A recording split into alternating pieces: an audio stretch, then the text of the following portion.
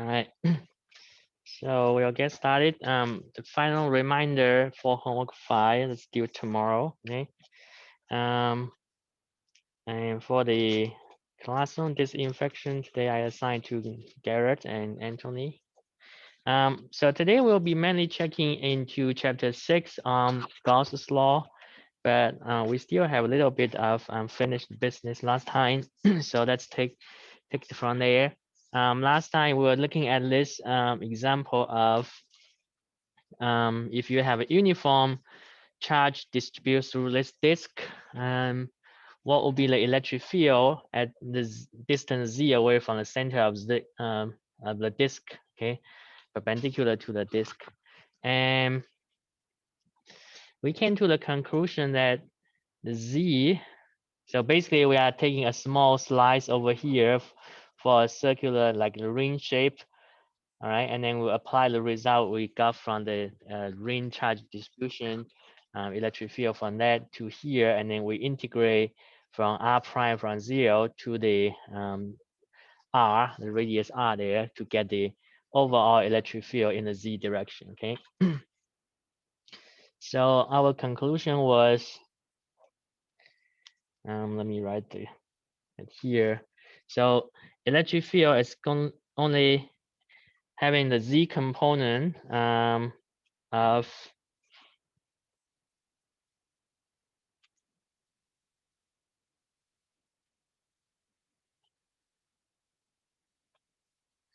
which is equal to 2 pi k sigma, okay, times 1 minus z over square root of r squared plus z squared. Okay, that's what we arrive at the conclusion there. So electric field is only in the z direction. Now if you look carefully, or if this is r and then this is z, okay, you can see that z over square root of r squared plus z squared actually will be, let me see if there's an angle indicated in the figure. All right, so if that's the angle theta indicated, so then this is angle theta, this is angle theta, right? So then this would be equal to sine of theta, right? Z over this r squared plus z squared would be the hypotenuse here. So that's actually sine of theta, okay? But just you know, it's equal to 1 minus sine theta then in that case. All right, now I think there are 2 more questions there. Let me see. In B, it's asking you show that for larger z, the electric field can be approximate as a point charge has the same magnitude sits at the center of the disk. Okay, so we are going to take a look on the limits of when z is very large. Okay, so that's what we got from A, and then on B, we are going to show that if z is large, then EZ is basically something similar to a charge that is sitting at the center of the disk, right? So then that would be like k q over z square. Okay, we are going to show that it's going to be equal to that.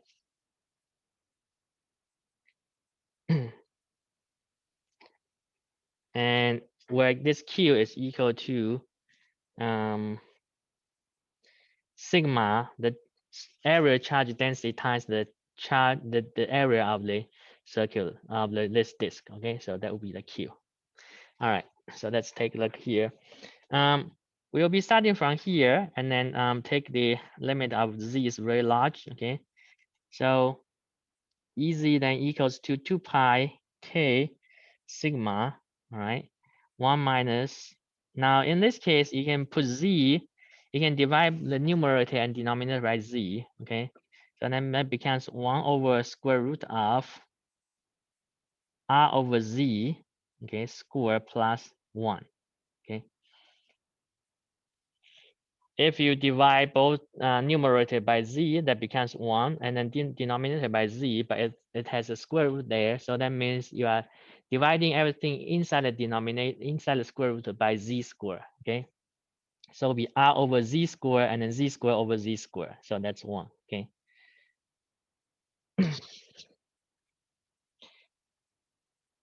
So let's go from there.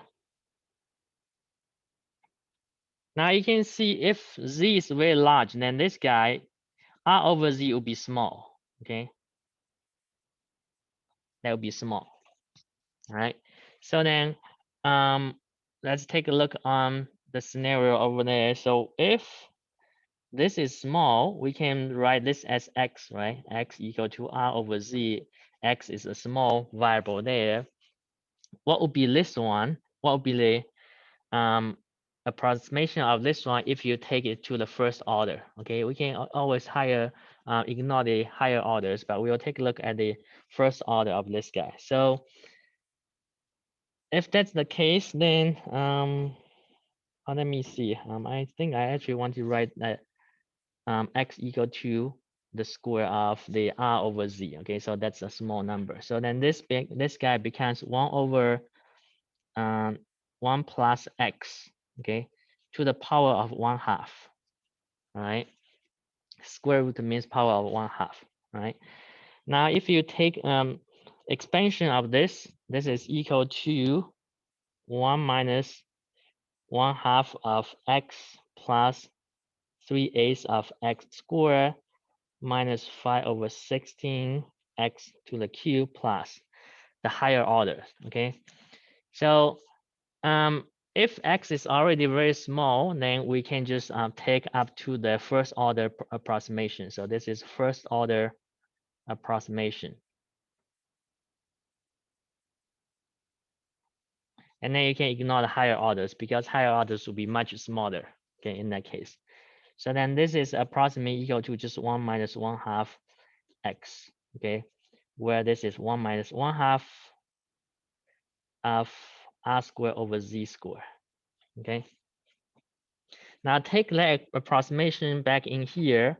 So then your EZ is approximately equal to 2 pi K sigma of 1 minus this term, 1 minus 1/2 R squared over Z squared. Okay, so let's put a square parenthesis there. All right, so you can see then 1 minus 1 will cancel out. 1 minus 1/2 will become positive 1/2. So then this will be equal to 2 pi K sigma just times 1/2 of R squared over Z squared. I'm sorry, I forgot this Z squared down there. All right. So you can see then this is 1/2 and 2 will cancel out. Okay. You'll have this equal to now pi and R squared, you can put them together because that will give you the area of the disk. Okay. And then sigma times sigma, if you do that, this will give you the charge Q. Charge area, charge density times the area will give you the overall charge. Okay, and then K you can put in front. Okay, so KQ, and then don't forget there's a Z squared down there. Okay, Z squared down there. So this is exactly KQ over Z squared. Okay, like we were expecting over there. Okay, so that's a point charge, and then this is what you just proved. Okay.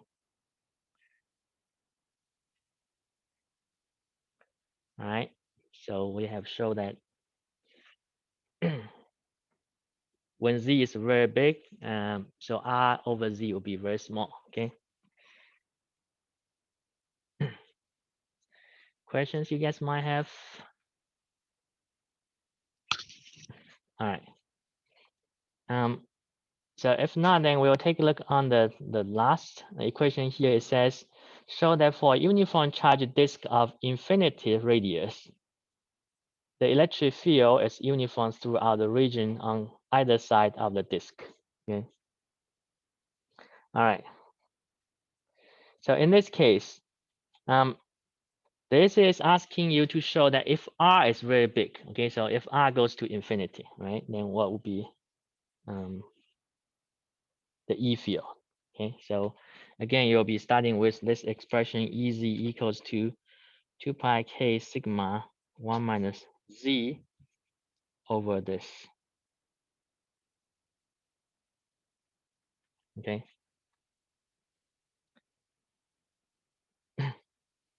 Now, this one will be a little bit simpler because if R is very large, right, then the denominator is very large.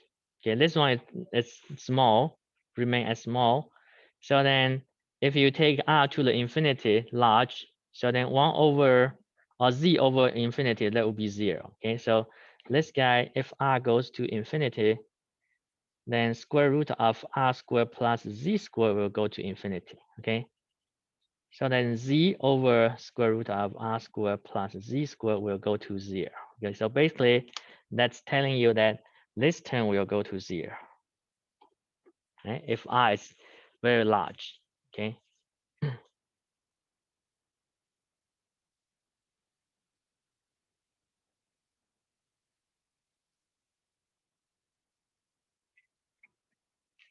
All right, so then if that's going to 0, so your EZ then will be equal to just 2 pi k times sigma, okay? That's approximately equal to that. So that's exactly, I think the equation is asking you to prove, okay? So that the electric field is uniform throughout the region on either side of the disk, okay? So it's just equal to 2 pi k sigma.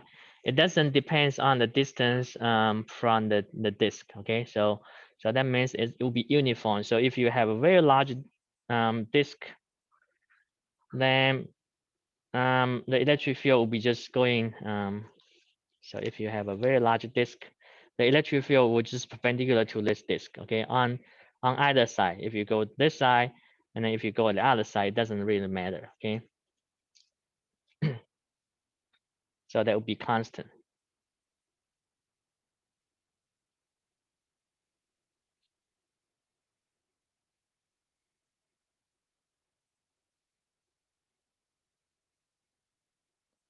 And your electric field will be, so if you plot it in a z direction, okay, so above the xy plane, it will be positive, okay, because it's pointing upward, okay. On the other side, it's pointing downward because of the symmetric, okay. So that will be the 2 pi k sigma, okay, where you can rewrite. So if you put k as 4 pi, 1 over 4 pi epsilon 0, then you can see pi and pi will cancel out. 2 will cancel half of the 4, become 2 in the denominator. So then E field is also, you can rewrite it as sigma, the charge density divided by 2 times of epsilon 0, okay?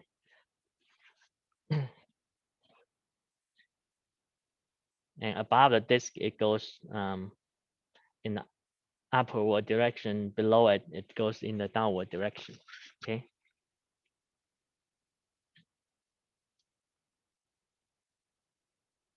And with that, so if you have 2 plates that's being placed parallel to each other, if one carries positive Q, the other carries negative Q, then the electric field in between the 2 plates will be, so you can imagine the electric field by this guy will be pointing in that direction, right?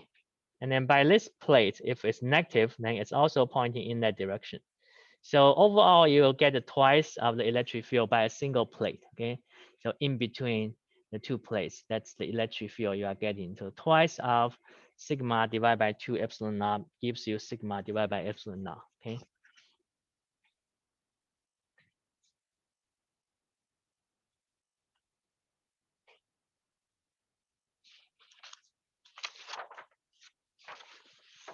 All right. And then you will see that if you put 2 plates close to each other, then you actually have a capacitor already formed. Okay, so we'll talk about capacitor later on, but basically you have, if you have two plates next to each other, then you have a capacitor. All right. So now let's take a look on chapter 7 on Gauss's law. So in the previous chapter, we take a look on, like, if you have charge distributions, you can doing integration. That means you divide the charge distribution into very small pieces, and then you treat each piece as a point charge, okay, and then integrate through the body. Now we can actually calculate the electric field in another way if we use the concept of electric flux. Okay, so in this case, let's take a look on start with the electric flux here.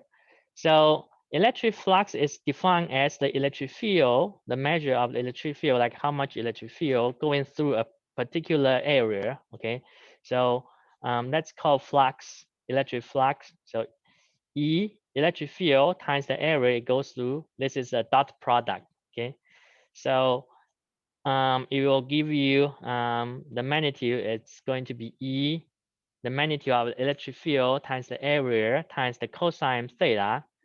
So theta is defined as the angle. Okay. I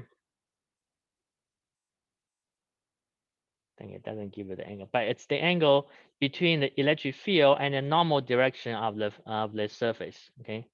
So E times A, that goes that way. All right. So it's the guy, E field, and then the normal direction of the surface. Okay, that's the theta definition for the theta. Because if you put area as a vector, then it's in the normal direction. Okay. All right, so that's the direction of the area vector. It's the normal direction. Okay.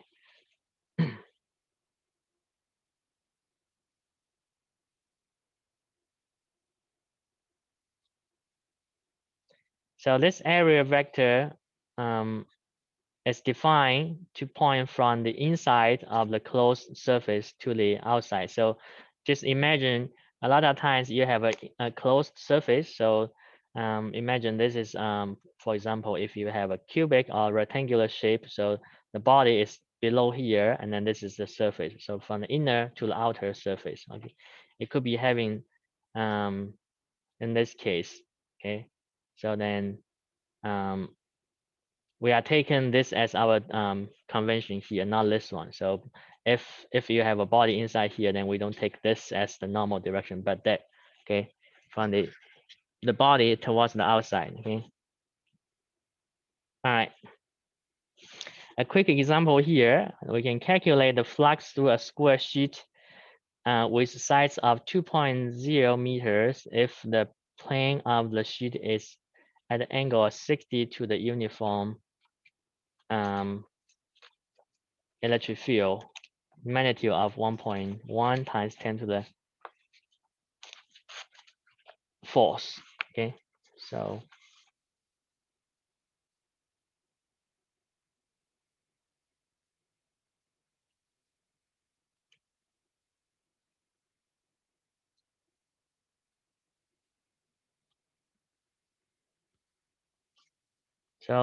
I think I'll have you guys try this, and then we can take a look at the solution together.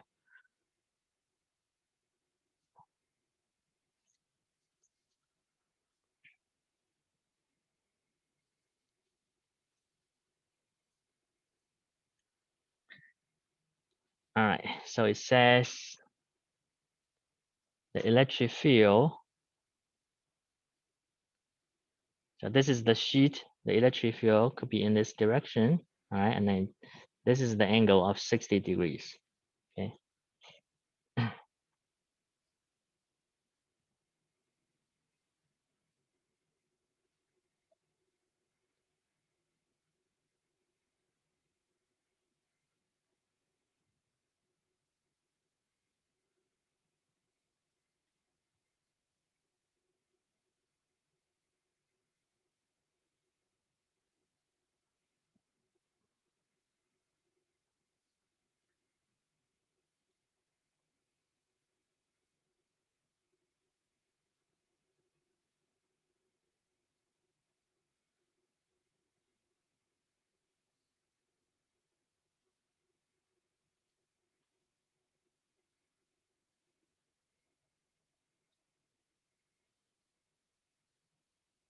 Okay. So I think we can take a look here. This is a simple example. So flux should be equal to E times A. All right, remember, and then cosine of theta. Okay. Now we want to pay attention to the angle of theta. So angle of theta should be between the E field and the normal direction, right? So this is the normal direction of that. So that means the angle is 30 degree. Okay, so that's the only thing I think you guys want to pay attention here. For the area, it should be 2.0 meters square and then cosine of 30 degrees. Okay, so that gives you 3.8 times 10 to the fourth. Okay, all right.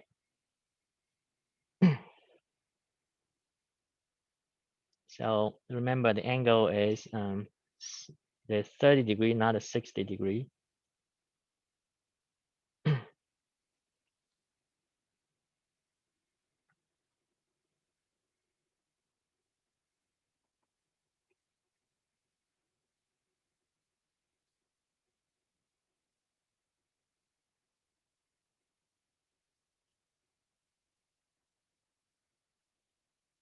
All right.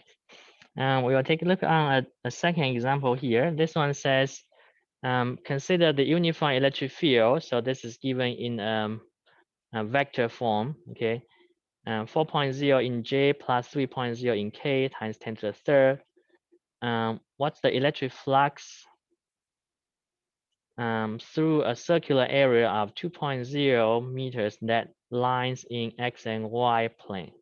Okay.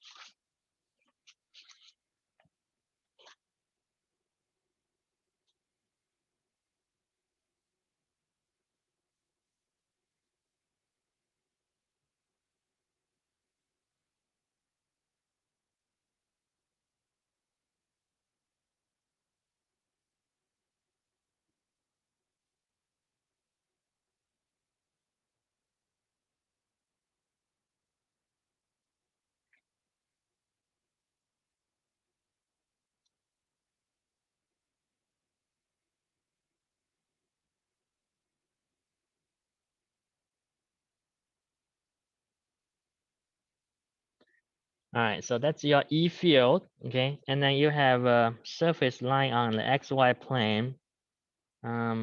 So then the normal direction of that will be in the K direction, okay? So you can use the flux equals to E dot product of A times N, the normal direction, okay? Or you can do A with the arrow, that will be the same as this guy. So E is given as 4.0 J plus 3.0 K times 10 to the third newtons over coulombs. Okay. dot, the area for this circular surface would be pi times r squared, right? So it gives you r, it's 2 meters, so 2.0 meters. You can do square of that. And then times the normal direction of this surface would be in the k direction, so k to the head, okay? So then that's the dot product of, for I dot k, right, it will give you 0, okay? So remember, for dot product, if you have two different unit vectors, they are perpendicular to each other, then the result will be 0, okay? And k dot k will give you 1, okay? So you only have result from that. So 3.0 times 10 to the third, all right? That's in k direction, and then dot, this would be 4 pi meter squared times to the k, okay? So then k dot k will be 1. So your result will be 12 pi times 10 to the third newtons times meters over coulombs, okay?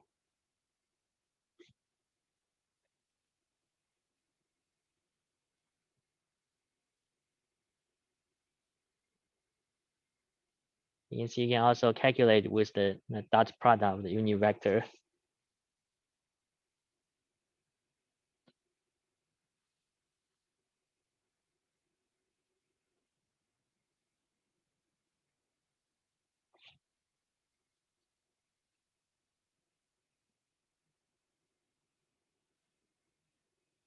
All right. Yes. Oh, yeah, that's from the 2 square. Mm-hmm. All right.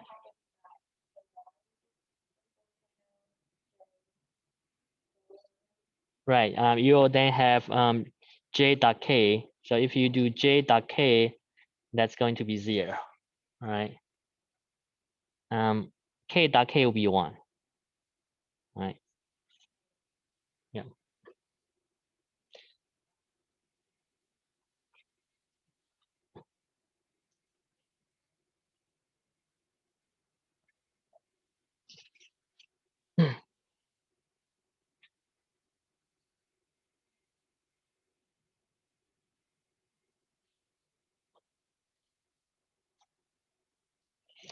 And then for cross product, if you want to, if you need to refresh your memory, so I cross j will give you k, all right?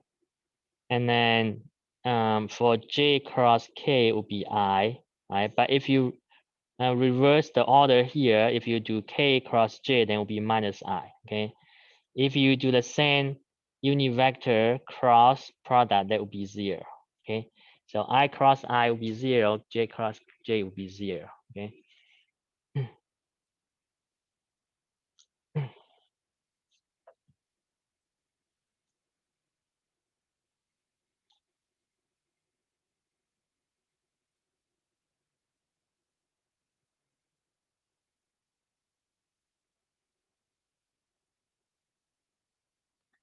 All right.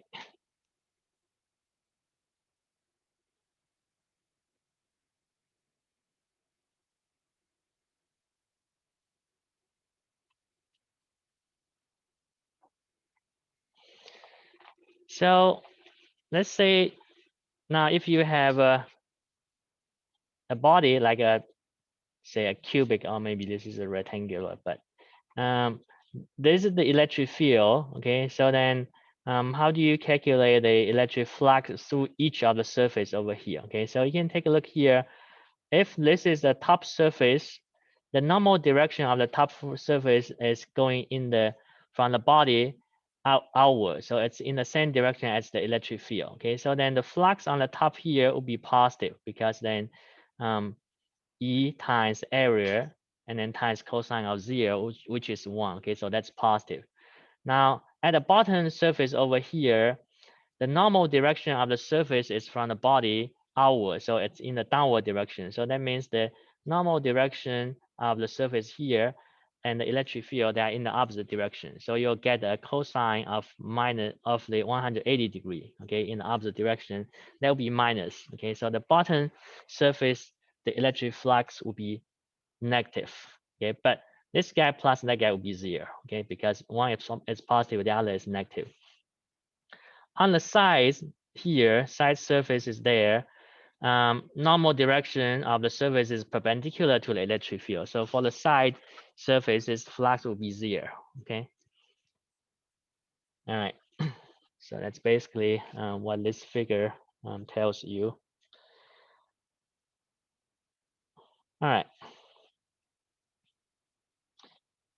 If you have irregular shape surface, okay, then you want to divide the surface by piece by piece, like small pieces, and then you look at each individual one. You can calculate the flux through that small surface that you can treat it as a flat surface, okay, if it's small enough. So then you are doing summation of flux each to each of those small patches, okay, and then in that case, so it's a summation of this. And we can also do integration, okay, through the surface. So that's basically what this is about. So you can do integration through when you're doing E times dA, all right?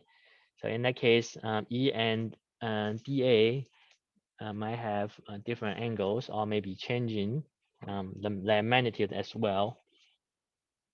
For an open surface, you can integrate through the whole surface. For a closed surface, you integrate through the closed surface. Okay, so the integration sign here and here, the difference is with this circle here. So this just says you are integrating through the closed surface. Okay, so they are both integration signs. Okay, so if you are wondering what this sign says, this says you integrate through the closed surface. Okay, so for example, if you have a sphere, then it's a closed surface. Okay, you integrate through that whole surface. Okay, if you have say just a square, then it's an open surface. It's a not closed surface. Okay.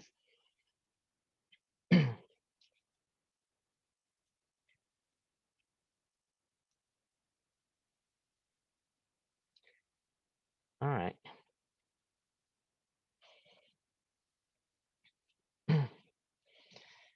So let's take a look on this one here. This is a sphere, a closed spherical surface. Okay, it's surrounding the charge Q there. Okay, so we know that E at a particular point of interest P, that should be 1 over 4 pi epsilon Q over R squared, right? Now we can calculate if you have a sphere that has a radius R, what would be then the electric flux through that sphere, okay? So you can do small area over there, d flux. Now E times N times dA. We know E for fixed distance R, E is fixed, right? So E is only magnitude is only related to this guy. Now at any point on the spherical, on the sphere, the electric field is pointing outward in the same direction as the normal direction of the surface. So then E times N, okay, they are in the same direction, so you can just take the magnitude. So it's the same direction, R dot dot R dot, R with the head dot R with the head, the unit vector. So that would be 1, okay? So then that equals to 1 over 4 pi 0 Q over R squared dA. If you integrate through the whole sphere as a closed surface, then that gives you the area of the sphere as 4 pi R squared, okay? So you can see that at the end, the flux through a sphere, if you have the charge Q located at its center, it's just Q over epsilon 0, okay?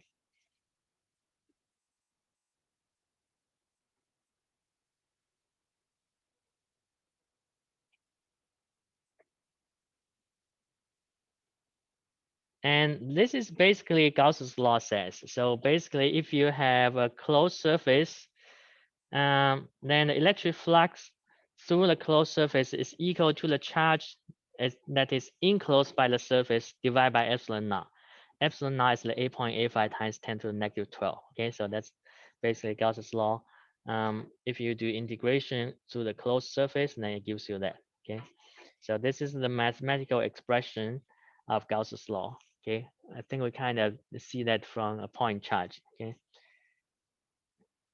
although if you have other shapes of surface, it also applies. Okay, so we derive it from a sphere, but it applies to other kinds of enclosed surfaces as well. Okay, if you have a cubic, it has a charge Q inside, enclosed by the cubic body, then you also get the flux through the surface equal to Q over epsilon naught. Okay. All right. And in that case, so if you have a body like this, irregular shape, and then there's no charge inside it, the charge is over here, you can calculate like on the surface here what will be the electric flux, but it will turn out that it's going to be when you integrate through the whole surface, it's going to be 0. Okay, because the result should be the same as Gauss' law gives you. There's no charge enclosed here, so you wouldn't get net flux. On this case, if you have a body here, enclosed two charge, a positive charge and negative charge, if they are the same in magnitude, then you will also get flux equal to 0 through the surface of this body. Okay. Now, if you have a single charge, so no matter what shape this body is, you integrate through the body, it will give you Q enclosed divided by epsilon naught. Okay.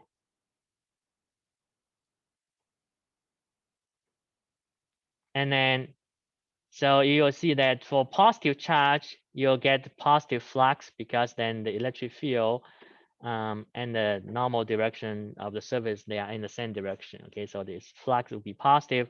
If you have a negative charge inside, then flux will be negative. Okay, so that's also given by Gauss's law, like the Q enclosed divided by epsilon naught. If your Q enclosed is positive, electric flux is positive. If Q is negative, then electric flux will be negative. All right, so let's take a look on this example here. It says find the electric flux through the closed surface whose cross sections are shown in the figure. So it gives you only the cross section, but you can imagine this is a body that encloses this charge. Okay, so in A, there's this charge here, there's that charge there. You can calculate what would be the flux through the surface of this body, and then what's the flux through the surface of this body, and then this guy. So because the surface is these two are irregular, right? So you can use Gauss's law there. On this one, although you might be thinking like using definition of flux E times A, but E over here at this on this lines will be varying because R will be varying, okay, and then also there. So again, it's easier to use Gauss's law here. Okay.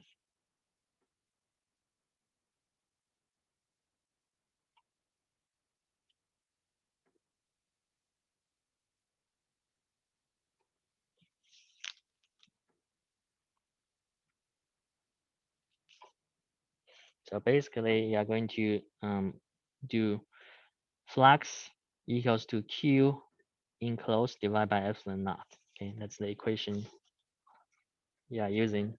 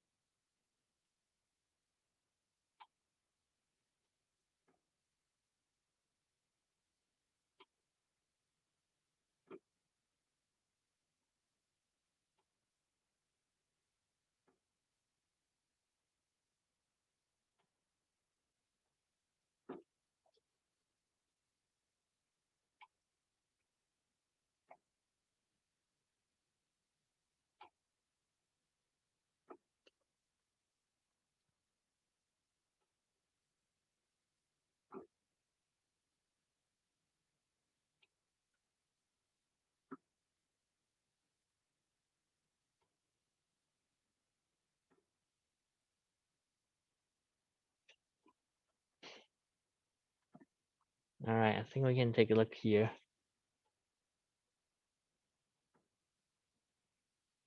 So for A, flux is equal to Q enclosed. In this case, there are two charges surrounding the body, but only one is enclosed. So take the one that is enclosed by the body, that's 3.0 times 10 to the minus 8, divide by the epsilon naught 8.85 times 10 to the negative 12.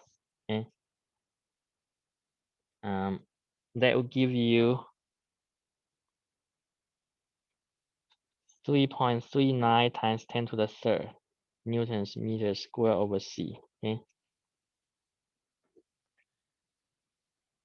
On the second one, you have several charges around, but they are all outside of the body over here, right? So then that means the surface of the body does not enclose any charge. So Q enclosed this time would be 0. Okay, so phi equal to 0 over epsilon naught, which will be 0. Okay, on the second one. On the third one, there's only one negative charge inside the body. So then take that as your Q enclosed minus 2.0 times 10 to the minus 6 divided by 8.85 times 10 to the negative 12 C square over N times meter square. That will be minus 2.26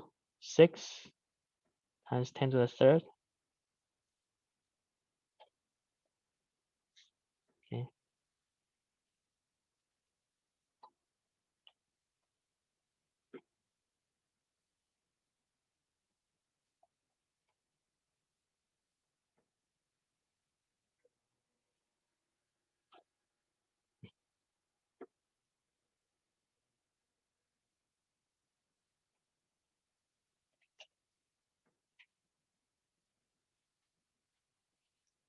All right.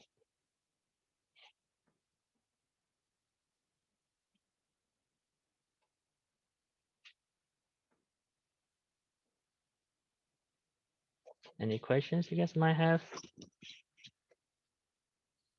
Yes.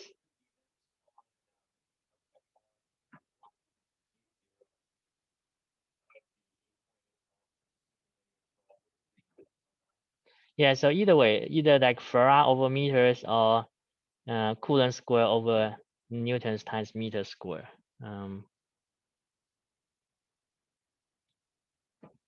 They're equivalent to each other.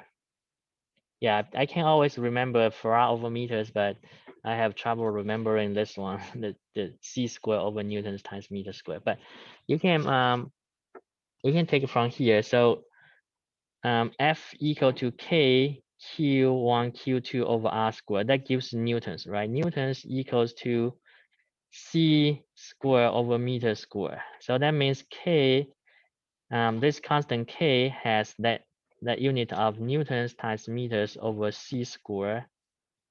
But epsilon K is equal to 1 over 4 pi epsilon. So then epsilon will be the inverse of that one. Okay, so I think I can derive it myself, but I always have trouble remembering it. Okay. So if K is this unit, then epsilon will be in the unit of C square over Newton times meter square.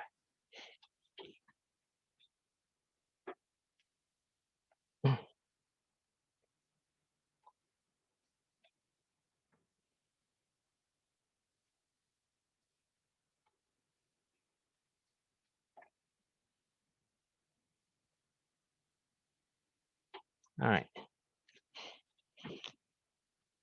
So we'll move on to the application of the Gauss's law. Okay. So the major application is to calculate electric field. Okay. So so you see that flux is equal to you integrate through the surface, or if this is a closed surface, times E field times the normal direction at any point. And so when you can calculate the electric field with Gauss's law, that is when electric field is constant, okay, the magnitude is the same for the surface that you are choosing. Okay, so that's the condition here. So you want to choose a surface that has any point on the surface that electric field is constant. Okay, so for example, if you have a point charge, then you put the point charge at the middle of the sphere. Okay, then on the sphere, the electric field will have the same magnitude everywhere. Okay, so that's one of the example you can pick. So in that sense, then E times the area is equal to Q enclosed divided by epsilon naught. Then you set the two equal to each other. Then you can solve for the electric field. So then it's equal to Q enclosed divided by epsilon naught times the area A. Okay, so this is the A, the area. Okay, so in that sense.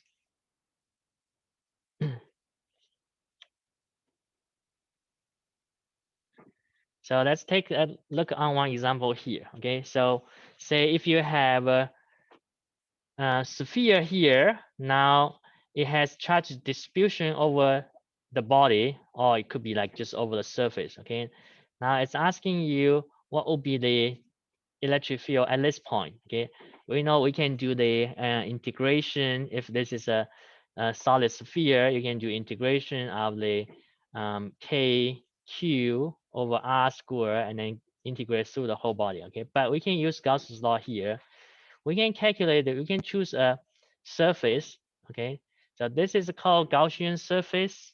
It's the surface you are choosing for when you want to apply Gauss's law. So it gets the name from there. Okay, from you are applying Gauss's law to it. So then it's called Gaussian surface. Okay, but you pick a sphere over here that has radius of r, small r here. You can calculate the flux by using Gauss's law. So from Gauss's law, it tells you the flux is equal to Q enclosed divided by epsilon naught. Okay. Now also from the definition of electric flux, it's equal to E times the area. Okay. So again, in this case, you are r away from the center of the sphere, so the electric field will be the same uniform through the surface. So then it's E at your point of interest P times the area of the spherical area. And this is the flux from the calculation of E times area, integration of it. And this is from this guy, this value is from Gauss's law directly. Okay, Gauss's law says flux is equal to that. So 4 pi r squared times E equals to that. Then you can solve for your E. You move this 4 pi r squared over the other side because the denominator there. So then it's 1 over 4 pi epsilon Q over r squared. Okay, so this is similar to what we get if you have a spherical charge distribution, which you can treat it as a point charge. Okay, that we learned a couple of chapters back.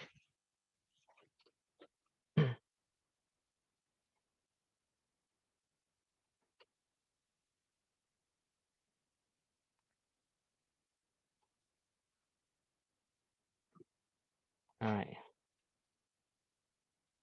Now let's take a look on here. So what if you have a charge distribution through a body?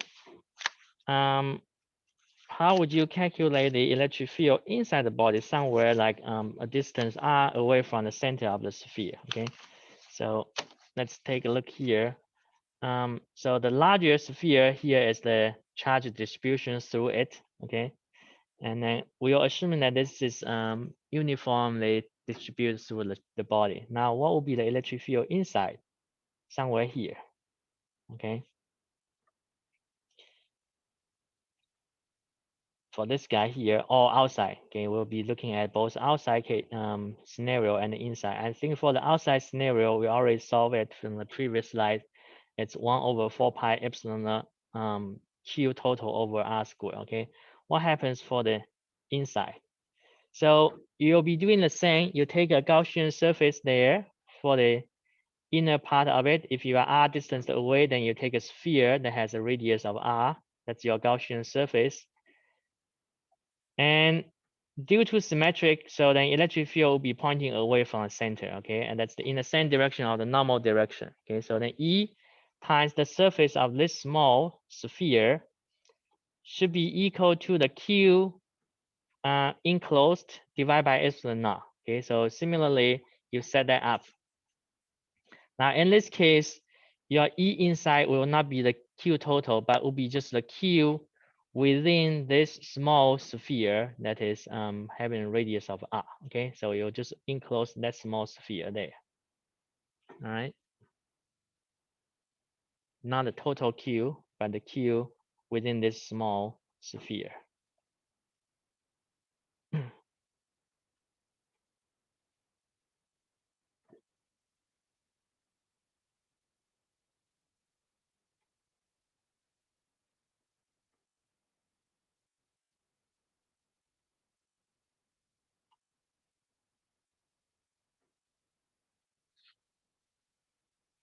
Um,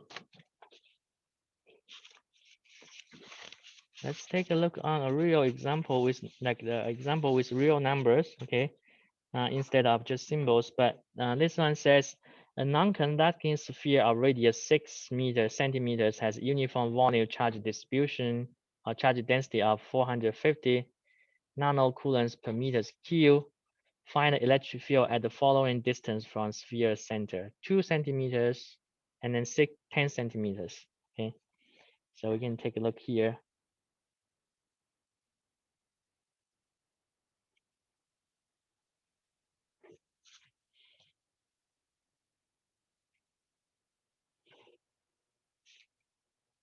So imagine this is a sphere of 6 centimeters in radius. We are looking for the electric field that is 2 centimeters away. So inner here, somewhere here, okay, on this is 2, and then somewhere outside it, 10 centimeters away. Let's say here. So you can draw a small Gaussian surface of r equal to 2, and then a larger Gaussian surface of r equal to 10. Okay, for the 2 questions asked. All right, we'll focus on A here.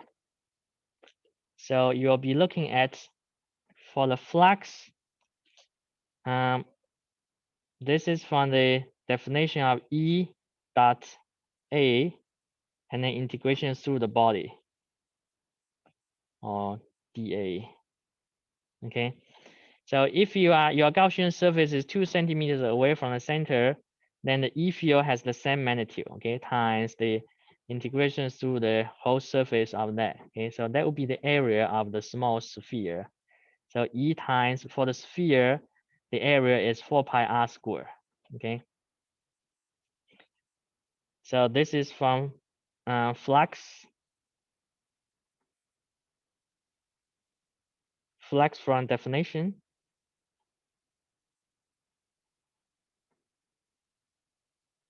You can calculate flux also from Gauss's law. So E enclosed divided by epsilon naught. For this guy, E enclosed would be equal to rho. You know the rho, and then times the volume. Volume for sphere should be 4 over 3 pi r to the q. Okay, divided by epsilon naught. So that's your flux from Gauss's law. All right, and then these 2 flux should be the same. Either you calculate from definition or from Gauss's law, they should be the same. So that means this guy will be equal to this guy. So E times 4 pi r squared is equal to rho times 4/3 pi r to the q over epsilon naught. Okay, let's set the 2 equal to each other. You can see there's some cancellation here. Pi and pi, 4 and 4, r squared cancels out, the q becomes r, just r. Okay, so then E is equal to, so you'll see rho times r, 3 epsilon naught. Okay, That's when you are inside.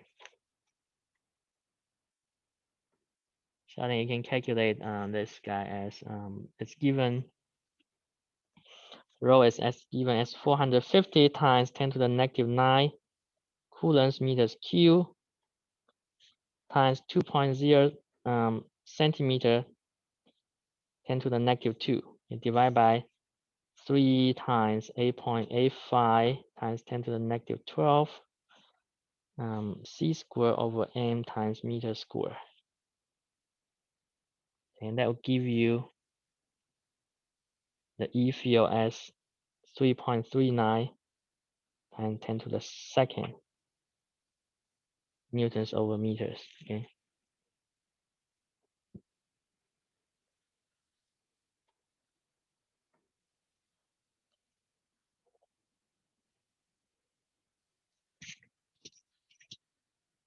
Now for part B, you just repeat what you did in part A. So similarly, in this case, phi equals to integration through the whole Gaussian surface of the larger Gaussian surface, okay, dA. That should be equal to E times 4 pi r squared again. All right. And then from the Gauss's law, the Q enclosed divided by epsilon naught.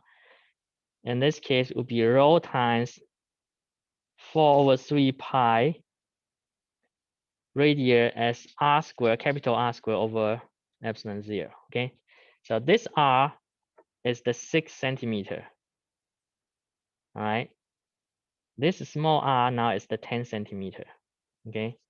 So you only have charges that up to r2 equal to 6. Okay. Between 6 and 10, there's vacuum there. Okay. So there's no additional charge there outside the sphere. So again, you set the two equal to each other in this time. E times 4 pi r squared is equal to rho 4 over 3 pi r to the q over epsilon naught.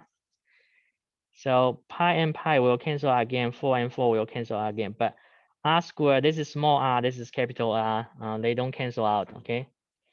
So then your E field is equal to rho capital R to the Q 3 epsilon 0 times r squared, okay? Then you plug in the numbers here. Now 450 times 10 to the minus 9. For this small r, it's 6 times 10 to the minus 2, okay, to the Q over 3 times 8.85 times 10 to the minus 12. And then 10 times 10 to the negative 2 square, okay? It gives you 3.66 times 10 to the second newtons over coulombs. Okay, I didn't include any units because everything is in SI unit there already. Okay, so this is what you will be getting. Okay, so just to give you a quickly summary over here, so you can see inside the sphere, your E field is proportional to the distance r. Okay, outside the sphere, your E field is inversely proportional to r squared. Okay, so if you plot it like the E here and then the distance r, so you'll see that it goes up linearly and then decreases down like that. Okay, where this is your r. Okay, so if you are inside the sphere, linearly increase, outside sphere decreases down as r squared. Okay, all right, I think we'll stop there for today.